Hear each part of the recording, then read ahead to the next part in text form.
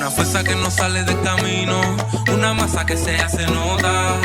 La juventud de hoy, un pilar fundamental. Jóvenes de revolución, presente en la batalla y a Cuba ponle corazón.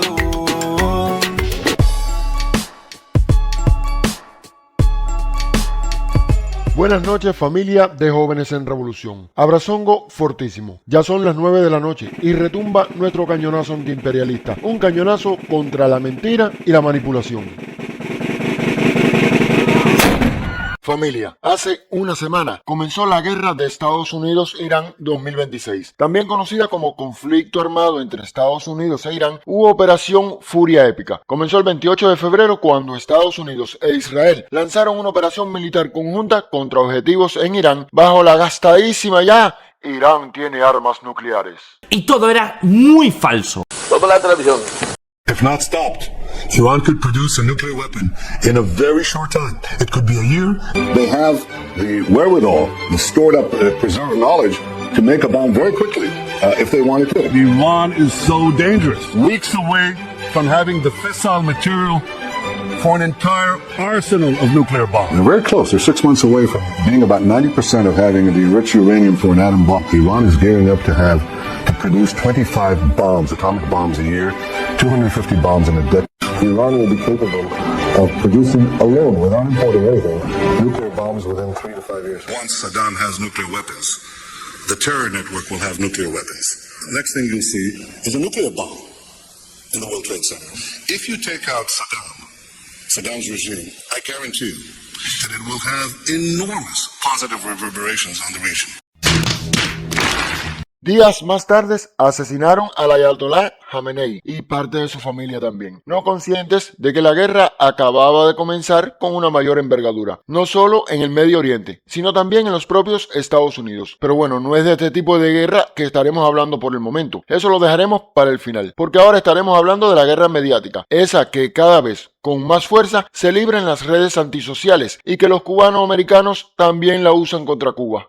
Desde allí financian y ejecutan una campaña mediática, tanto en medios tradicionales como en redes sociales digitales, que busca generar la matriz de que el gobierno cubano es el responsable de todas nuestras carencias.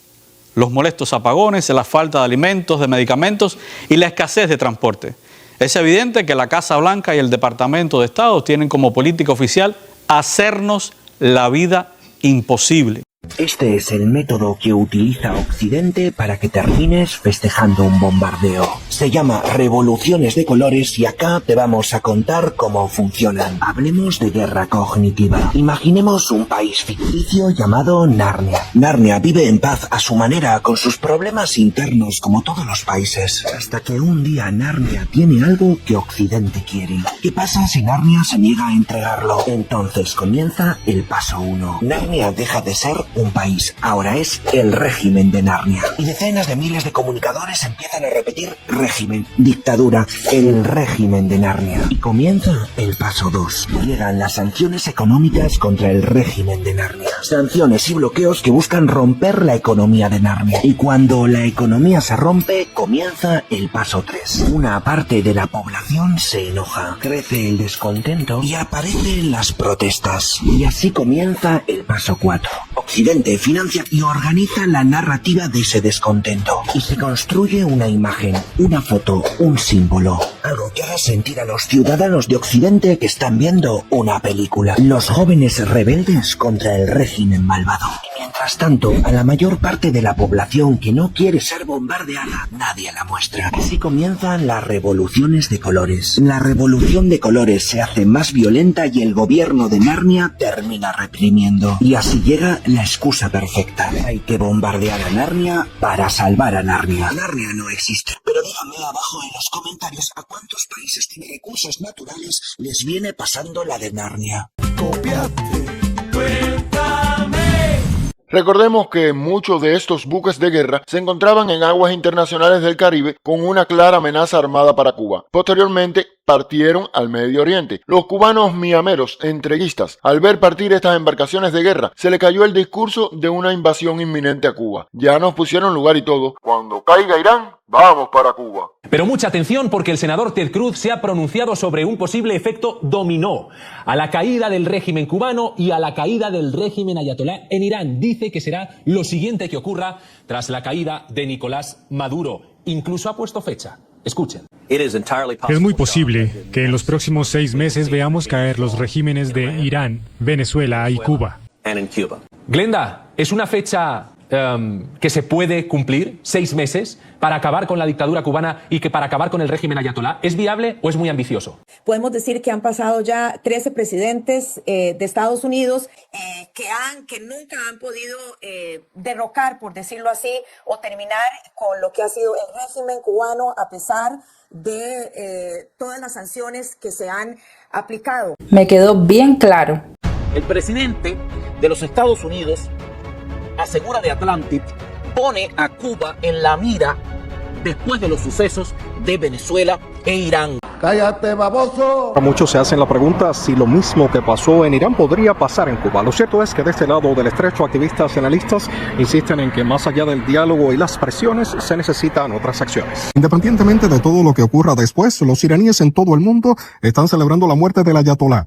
Al decapitar al régimen iraní, la operación conjunta israelí y estadounidense en Irán podría tener efectos colaterales a 90 millas de Florida, en Cuba. Es una señal muy clara para el régimen cubano de hasta dónde está dispuesto a llegar esta administración en términos del uso de la fuerza militar. Uy, cuidado que me voy volando. Tras los exitosos operativos contra los regímenes de Venezuela e Irán, el presidente Donald Trump tendría como próximo objetivo Cuba. Según The Atlantic, citando a un funcionario de la administración Trump, el mandatario estaría contemplando un cambio en el régimen de Miguel Díaz-Canel en una estrategia más amplia. También resumió el momento con una frase: el presidente siente como que está en racha, como que esto está funcionando. Trump ha hablado abiertamente sobre la presión máxima al castrismo en la isla, incluso planteó la posibilidad de una toma amistosa de Cuba y afirmó que el secretario de Estado Marco Rubio mantiene conversaciones a muy alto nivel para potencialmente hacer un trato. Como siempre, no creas todo lo que ves en YouTube. Y ahí mismo se montaron el rollo ese de que una toma amistosa. Eso no va a pasar. ¿Sabe por qué? Porque es Cuba. Y la ya manida frase: Marco Rubio mantiene conversaciones a muy alto nivel. Y dale con eso. Todos los días golpean con una narrativa dirigida a confundir, dividir y desmovilizar a la población y a los amigos solidarios de Cuba. ¿A qué me refiero? A las supuestas negociaciones que todos los días publican. Mire, históricamente el gobierno cubano ha mostrado disposición al diálogo con el gobierno de Estados Unidos, pero sin chanchullos, de manera seria y responsable, sobre la base de respeto a la soberanía y el derecho internacional. El propio presidente Miguel Díaz-Canel ha ratificado la disposición a conversar sobre todos los temas, incluso por álgidos que sean. Eso sí, el gobierno cubano ha dicho que defenderá los derechos soberanos de cada cubano a la autodeterminación y la decisión de su futuro. ¿Entiendes, verdad? Como bien dice el comentarista, Trump ha hablado abiertamente sobre la presión máxima al castrismo. Entonces, ¿recuerdan qué se dijo en nuestro programa sobre el artículo 12 de la Constitución? Pero lo que desconoce Narcoespumita Rubio es el artículo 12 de nuestra Constitución, que dice que la República de Cuba repudia y considera ilegales y nulos los tratados, concesiones o pactos acordados en condiciones de desigualdad o que desconocen o disminuyen su soberanía e integridad territorial. ¿Está bien claro ese artículo 12 de nuestra Constitución, familia? Más claro ni el agua. Por favor, tantas veces que lo ha repetido nuestro comandante en jefe. Nosotros estamos decididos o dispuestos a discutir con Estados Unidos en un plano con absoluta seriedad y con absoluta sinceridad y responsabilidad. Pero no quisiéramos discutir con un puñal en el pecho. Esa es la posición del gobierno revolucionario de Cuba. Para que exista un clima verdaderamente sano. El presidente de Cuba, Miguel Díaz-Canel, afirmó el jueves que su país está dispuesto a dialogar con Estados Unidos sobre cualquier tema, pero sin presiones, en momentos en que Washington multiplica sus amenazas contra la isla. Cuba está dispuesta a un diálogo con los Estados Unidos, a un diálogo sobre cualquiera de los temas que se quiera debatir o dialogar. ¿Con qué condiciones? Sin presiones, bajo presiones no se puede dialogar, sin precondicionamiento. El mandatario cubano afirmó que ese diálogo tendrá que darse desde una posición de iguales, de respeto a su soberanía, a su independencia, a su autodeterminación y sin injerencia en sus asuntos internos. Más claro ni el agua. Pero de todas formas, a 90 millas de Cuba, se montan una película de un gobierno de transición y ahí van todos. Desde Miami, organizaciones cívicas y grupos opositores, tanto dentro como fuera de Cuba, presentaron un plan de transición política denominado Acuerdo de Liberación, que busca trazar una ruta concreta, también ordenada hacia la democracia en la isla. Las organizaciones que nos reunimos hoy aquí y las organizaciones que están representadas hoy aquí están llamadas a ser parte de ese equipo provisional de transición que lleve nuestro país hasta el momento de las elecciones libres, justas y plurales, pero que también se ocupa de la crisis humanitaria, de la recuperación económica. Por supuesto que ese plan está también en la mesa de la administración. Queda muy claro que somos los cubanos, los protagonistas y los responsables por el cambio democrático en Cuba.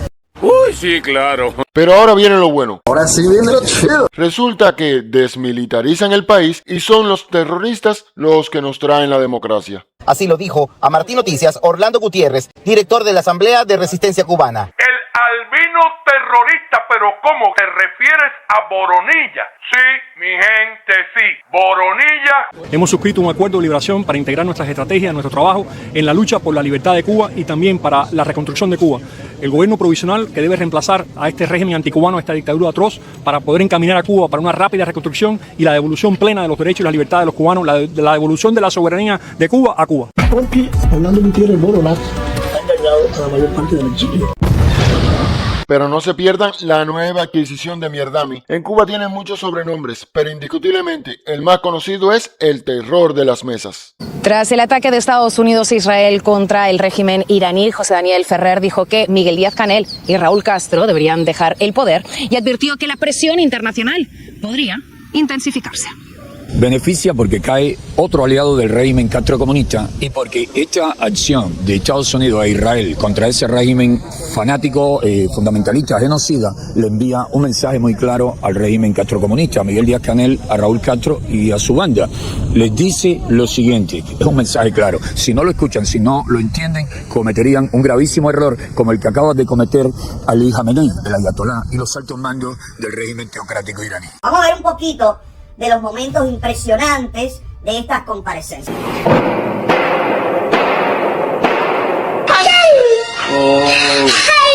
Todo está en la cabeza, brother. Ya mire a Ferrer con qué fuerza, con qué claridad, diciendo nombres y apellidos.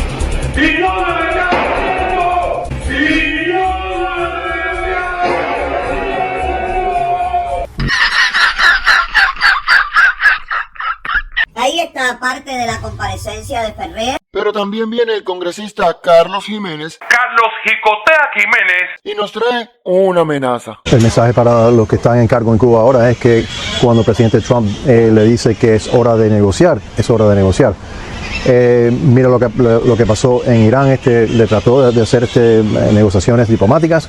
Cuando se negaron a hacer esas negociaciones, el Grand Leader, entonces el presidente Trump tomó acción. Así que si el presidente Trump le está pidiendo, por favor, vamos a negociar, pues tomen nota. Y es mejor para el régimen que negocien con el presidente Trump, porque el presidente Trump es una persona de acción. Mira cómo tiemblo. Mira qué miedo tengo. Ya me he cagado con tu relato. Cuba continúa con un bloqueo de combustible desde el 29 de enero. Combustible que se usa para las termoeléctricas, para los grupos electrógenos, para el transporte, la agricultura, la producción, etc. Y claro que es el gran causante de todos los apagones que en estos días han subsistido y de la situación en que nos encontramos. Varias personas por estos largos apagones han salido a las calles y balcones a protestar tocando cazuelas. Pero acá les traemos a otro congresista amenazando e intimidando. Es que el pueblo de Cuba los estamos escuchando, los cacerolazos ya mismo en La Habana, ya sea en Matanza, en toda la isla. La gente está gritando libertad, abajo el comunismo. Los estamos escuchando desde aquí, desde Miami. En esta noche del viernes, si le decimos al régimen, no se vayan a meter en contra de ellos. Ellos tienen derecho a salir a las calles y a decir lo que quieran. Y nosotros aquí en los Estados Unidos los estamos mirando. El gobierno federal, ya ustedes saben que el presidente Trump, cuidado, no toquen a los cubanos. Yo no le hago caso a lo que dice esa vieja. Pero ya hace mucho tiempo Fidel expresó delante del pueblo cubano que lo apoyó esto. Hay algo que no nos gusta y no nos gusta que nos amenacen. No nos gusta que traten de intimidarnos. No nos gusta. Además, nuestro pueblo hace tiempo que ha perdido ya la idea de lo que es el miedo.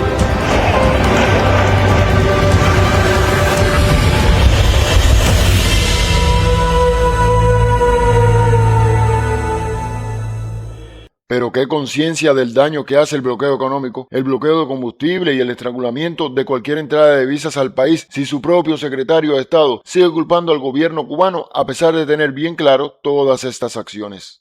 If they want to make those dramatic reforms that open the space for both economic and eventually political freedom for the people of Cuba, obviously the United States would love to see that and would be helpful.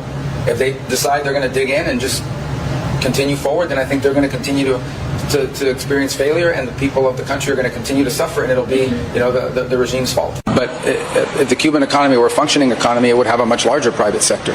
And so what's clear is that, and I would say this, that the people of Cuba are suffering today. They've been suffering for a long time.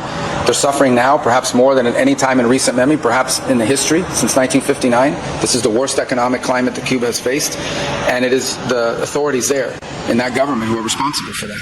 They're the ones that have made decisions that have left Cuba vulnerable to the situation they're now in. Mientes, rata inmunda. Pero vamos al imperio. Ese Trump que tanto quiere un Nobel de la Paz, que juró en sus discursos de campañas que sería presidente de la paz y por el que tantos americanos cansados de guerra votaron por él.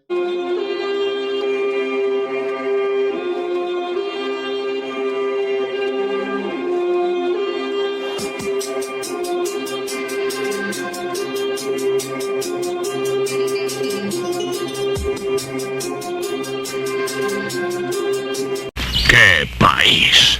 Nada pacífico, Mr. Trump. Es un grandísimo... Es el más perverso, detestable, odioso, nauseabundo, repulsivo. Bien, familia, hace unas semanas atrás se hizo público que fue por presión de Israel y el lobby AIPAC.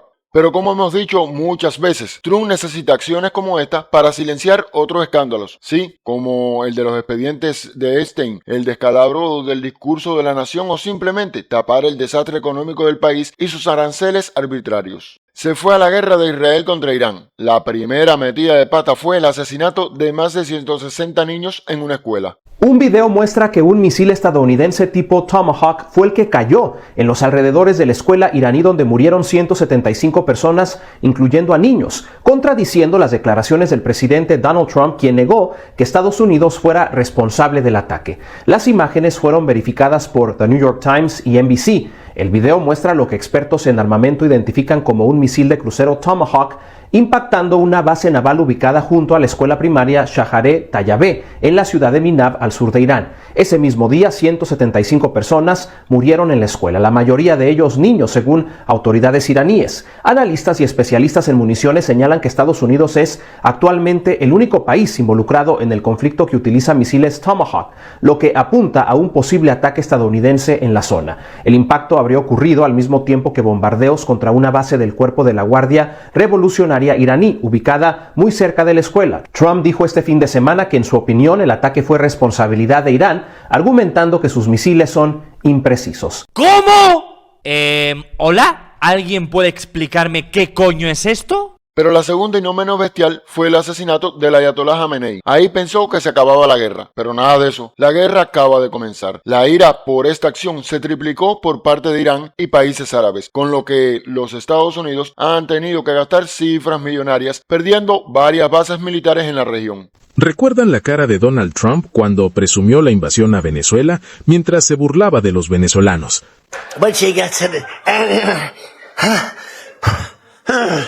Vean la cara ahora de un hombre preocupado porque sabe que le están destruyendo todas las bases militares en el Medio Oriente, además de devolverle a sus soldados en ataúdes. Pensó que Irán iba a ser igual de fácil que Venezuela. Esto se pone malo, cabo. Pero como hablábamos en un programa anterior, es una guerra sin autorización del Congreso y el pueblo norteamericano no está de acuerdo con ella.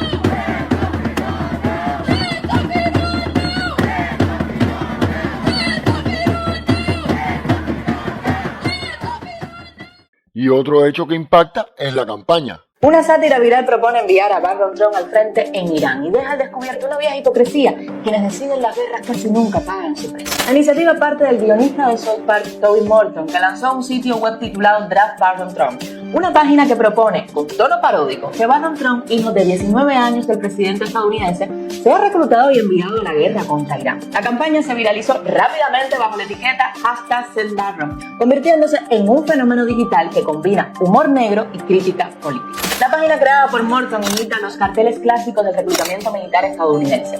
El objetivo es evidenciar una contradicción estructural del poder político. Uno de los textos del sitio afirma con ironía que el servicio es honor y que Barron Trump estaría más que dispuesto a defender el país que su padre comanda con tanta valentía. Otra cita paródica imita el estilo retórico del presidente estadounidense. La gente me dice que soy el más fuerte. Mandar a Barron a la guerra sería lo más fuerte. El caso de Donald Trump es especialmente significativo. Durante la guerra de Vietnam, evitó el servicio militar gracias a un diagnóstico de espolones óseos. Décadas después, las hijas del médico que firmó aquel informe reconocieron al New York Times que el diagnóstico fue en realidad un favor personal del Dr. Larry, el padre del entonces joven Trump. La viralización de la campaña revela algo más profundo que una broma política. Expone la fractura creciente entre la ciudadanía y las élites que toman decisiones militares. Las bajas de las guerras casi nunca tienen apellidos presidenciales. Esa es la pura verdad. No están de acuerdo a que jóvenes marchen obligados a una guerra que no les pertenece. Una guerra que, por demás, es el contribuyente americano quien está pagando miles de millones de dólares diariamente.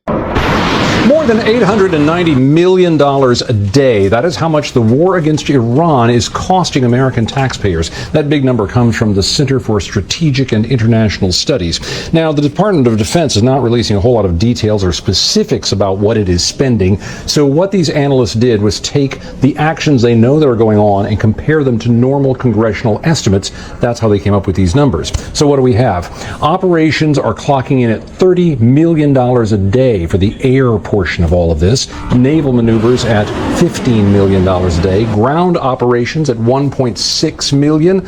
All those explosions, the bombs, missiles, artillery, about $1.5 billion in just the first 100 hours. And those interceptor units to stop Iranian missiles and drones, $1.7 billion in that time.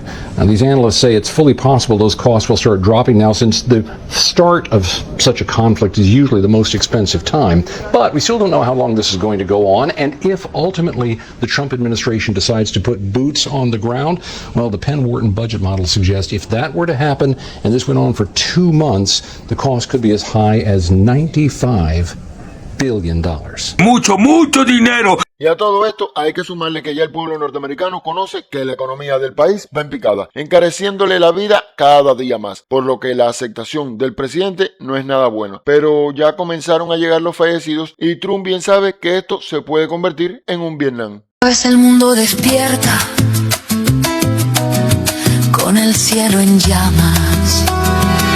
Sonó la guerra en Irán y si misiles sobre Teherán, dicen ataque preventivo, pero el miedo fue el que desató. Estados Unidos e Israel jugaron. Bueno, familia, viendo todo esto, parece que Cuba va a tener que esperar, ¿verdad? Hoy en los Estados Unidos, mientras el presidente juega golf en la Florida, en el aeropuerto de Washington, familias reciben a sus muertos. Nada, que te digo yo a ti, que no sé yo. Y como ya es habitual, terminamos con una frase de nuestro invicto comandante en jefe Fidel Castro Ruz en el año de su centenario. Lucharemos por cada palmo de nuestra tierra hasta la muerte si es que el imperialismo osa agredir a nuestra patria socialista. No rechazaremos el ramo de olivo si se nos ofrece, pero tampoco retrocederemos ante la agresión. Los principios no son negociables. La revolución que siempre guiará. Cubanos que luchamos por el porvenir, seguimos tus ideas de vencer o morir. Y en tu ejemplo se refleja la historia de un pueblo que se llena de gloria y tu estirpe que comanda la victoria sí que combatir. Hasta la vista, compay.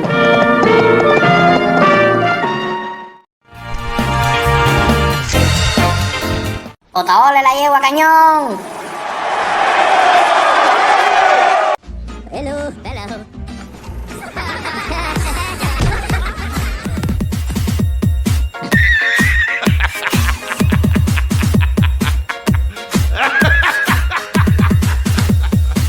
Tú le pegas con la papaya.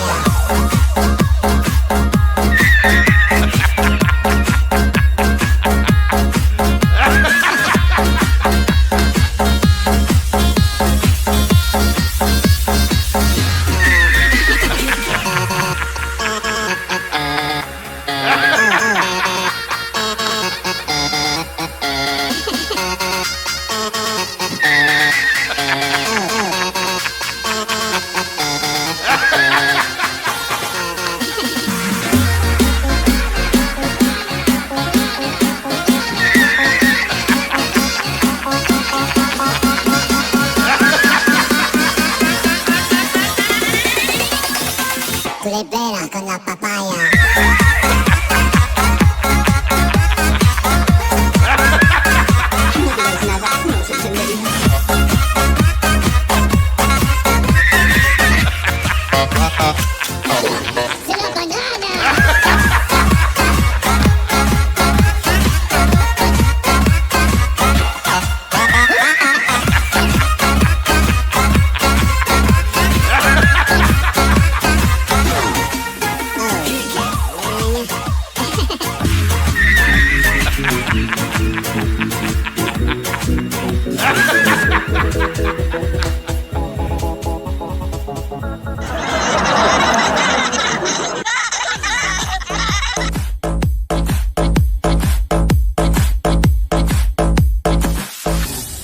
Oh, hello, papagena. Tú le pegas con la papaya.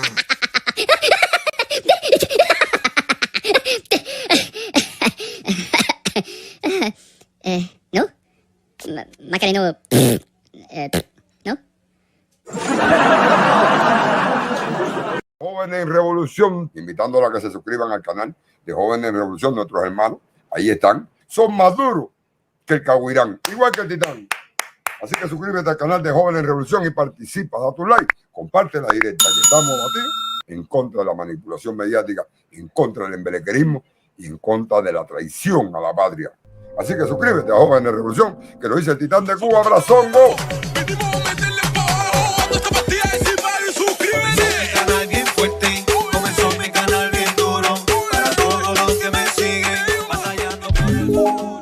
Especialmente por el presidente que está trabajando muy bien y bastante. Digo, más veces de la cuenta. Igual que usted. Adiós, Canel. ¡A Cuba! ¡Por el corazón! Y después de este sketch vamos a ver otro, pero hoy no. Mañana. Un poco de anís con algodón. Si se puso.